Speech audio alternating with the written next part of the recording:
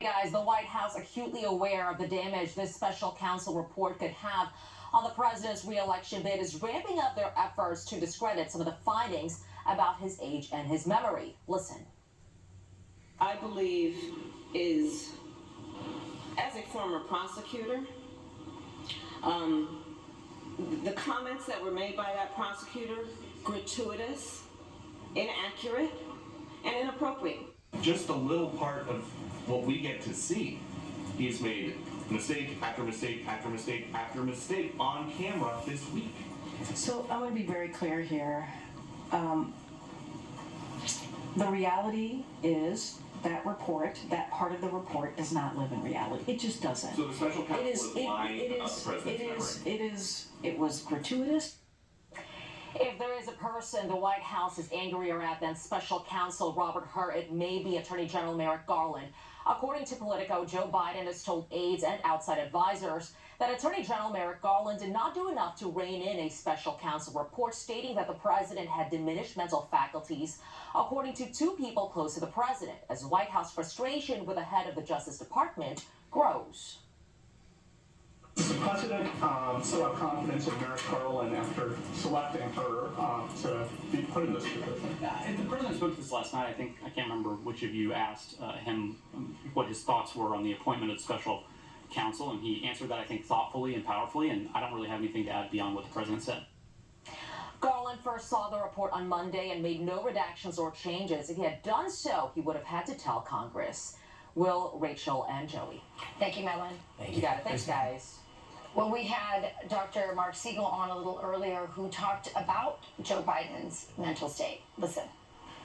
You see how irritated he's been getting with our own Peter Doocy, but now not just Peter Doocy, all of the reporters there.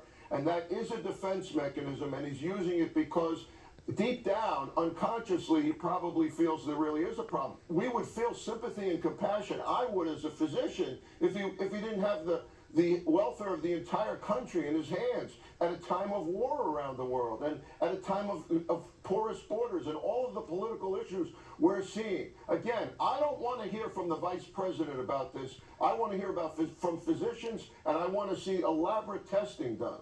Yeah, well, do you need testing? I mean, we saw what we saw. Couldn't name the president of Egypt.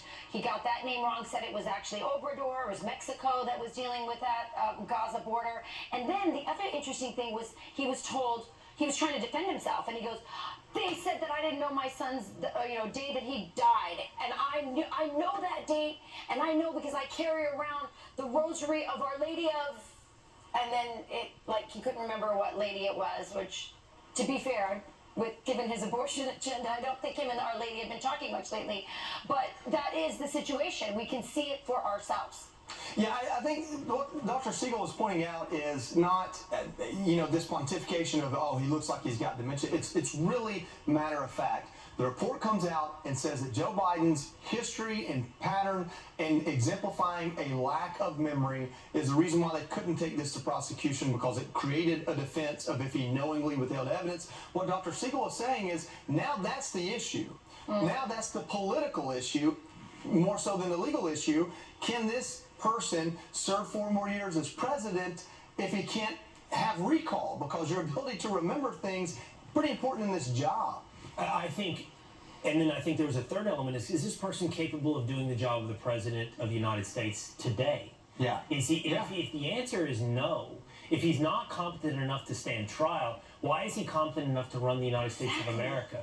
And so if the answer is no, you have to move to the next question. Who is running the United States of America? Obama. Well, I happen to believe a lot of it is even scarier than that, Rachel. I happen to believe a lot of it is on autopilot. And that's the point of so many people like Vivek Ramaswamy or Donald Trump being a threat to the system and tearing it from the inside out. Real quick, I had a conversation. I want to share this with you. When you think about who is running the country, I want you to think about it in these terms. I had a conversation with Matt Taibbi, excellent reporter at Racket News. He talked about the extent right now that's going to subvert democracy, meaning Of course, Donald Trump being removed from the ballot.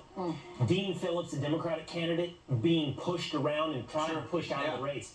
You should see the letter that has been sent to third parties like No Label saying if you think you have a skeleton in your closet, if you have a thumbnail, a fingernail in your closet, we will launch investigations. Because third parties represent an electability problem for Joe Biden. Anything that could take away from his reelection. My point is, all of that done for a man who is really not even in power. All of that done to keep the autopilot, in my estimation, running. Oh, here's Dean Phillips, that man I referenced, who is running for president as a Democrat. My phone is blown up with messages from colleagues, surely on both sides of the aisle, but yes, Democratic colleagues who all know better. I think it's a shame. I think it's embarrassing. I think it's sad.